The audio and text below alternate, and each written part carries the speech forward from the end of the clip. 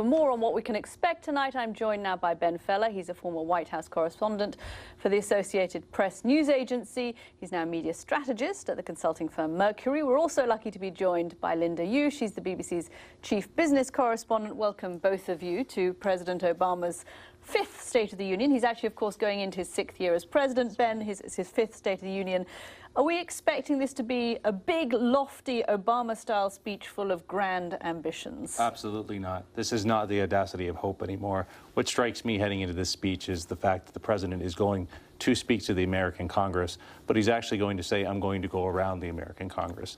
And he's got limited time left to do what he wants, and he's basically acknowledging to lawmakers that this isn't working anymore. I need to act on my own. All of them, of course, facing the prospect of just another 3 years in office, and all of them wondering tonight, I think, what can we actually get done in this administration? They're all wondering that because it was just a year ago that the president was sworn in after a pretty resounding re-election victory, and he had an inaugural speech that spoke very broadly about a progressive agenda of climate change, immigration, really sort of a new hope in his second term. And then 2013 happened, and nothing went right for this president in the White House. They know that. They're trying to come forth with a very optimistic tone for this speech to set the term, not just for the American audience, but for a global audience. I think what we're going to hear, though, is going to be much more modest. If you add it all together, what the president's trying to do is secure a legacy that says this is a country that is on the rebound, where if you work hard, you can make it. That is really his essential theme. It's an at-home economic theme. His trouble is the opposition,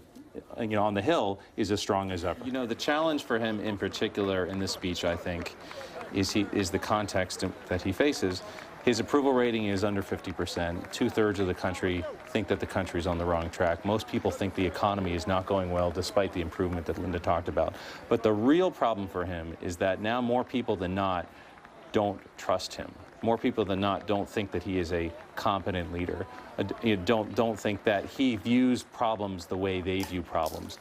That's not been a problem for him until now. It's a reflection of what happened in 2013, and he has to use this speech to get his mojo back. There's still going to be a partisan divide about health care, about some of his economic ideas about immigration, but as a leader, he has to get the people back behind him. That's very worth pointing out, that this is the first time Barack Obama comes to give a State of the Union address when he does not have personal popularity.